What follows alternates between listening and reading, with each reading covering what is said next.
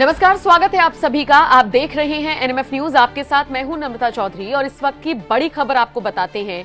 एक ऐसा फैसला उत्तर प्रदेश की योगी आदित्यनाथ की सरकार की तरफ से लिया गया है जो केंद्र और यूपी सरकार में एक बार फिर से विवाद की वजह बन सकता है। उत्तर प्रदेश में डीजीपी की नियुक्ति को लेकर यह बड़ा फैसला लिया गया है। कैबिनेट में प्रस्ताव पास कर दिया गया है।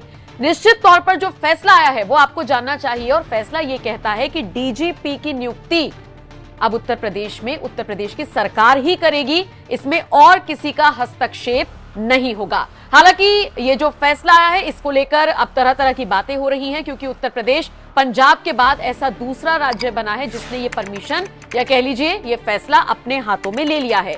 पुलिस महानिदेशक यानी कि डीजीपी की नियुक्ति को लेकर कैबिनेट में एक प्रस्ताव पास किया गया है और अब डीजीपी के चयन के लिए यूपीएससी यानी संघ लोक सेवा आयोग को नाम भेजने की जरूरत यूपी सरकार को नहीं होगी। राज्य खुद अपने स्तर पर इस नाम को तय कर सकेगा।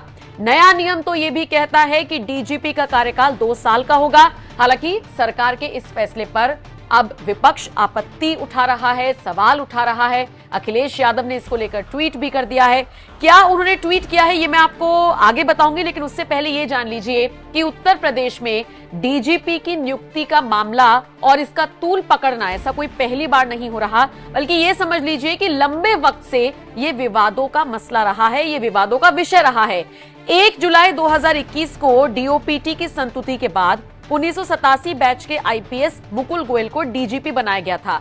10 महीने बाद उत्तर प्रदेश सरकार ने उनको इस पद से हटा दिया था, डीजीपी से डीजी डिफेंस बना दिया था। जब यूपीएससी ने यूपी सरकार से इसकी वजह पूछी तो जवाब मिला मुकुल गोयल डीजीपी बनने लायक नहीं थे, वरिष्ठता के साथ साथ क्षमता भी होनी चाहिए। तो ये पहले से विवाद इस पर रहा है, लेकिन अब योगी सरकार ने यह फैसला पूरे तरीके से अपने खेमे में डाल लिया है। राज्य तय करेगा डीजीपी कौन होगा। डीजीपी की नियुक्ति का फैसला राज्य सरकार खुद करेगी और इसको लेकर अब यह कहा जा रहा है कि केंद्र और यूपी सरकार में फिर से ठन सकती है या फिर पर्दे के पीछे आपसी सामंजस्य बैठाकर यह फैसला लिया गया है, यह भी देखने वाली बात होगी। बहरहाल मैंने जिक्र किया कि अखिलेश यादव ने इस फैसले पर तंज कसा है, तो मैं आपको बता देती हूं ट्वीट करते हुए अखिलेश यादव ने क्या लिखा, सुनिए। सुना है किसी बड़े अधिकारी को स्थायी पद देने और उसका कार्यकाल 2 साल बढ़ाने की व्यवस्था बनाई जा रही है। सवाल यह है कि व्यवस्था बनाने वाले खुद 2 साल रहेंगे या नहीं।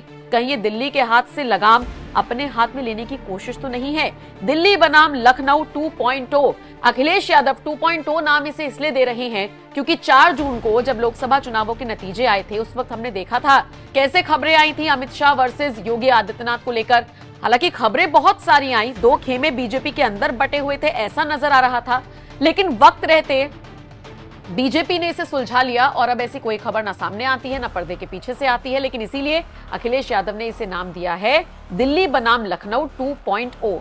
बहरहाल अखिलेश यादव विपक्षी नेता हैं, तंज कसेंगे, सवाल उठाएंगे, अपना आंकलन बिठाएंगे, लेकिन इन सब के बीच इस फैसले को लेकर आप क्या राय रखते हैं? कमेंट सेक्शन में अपनी राय हमें जरूर दीजिए।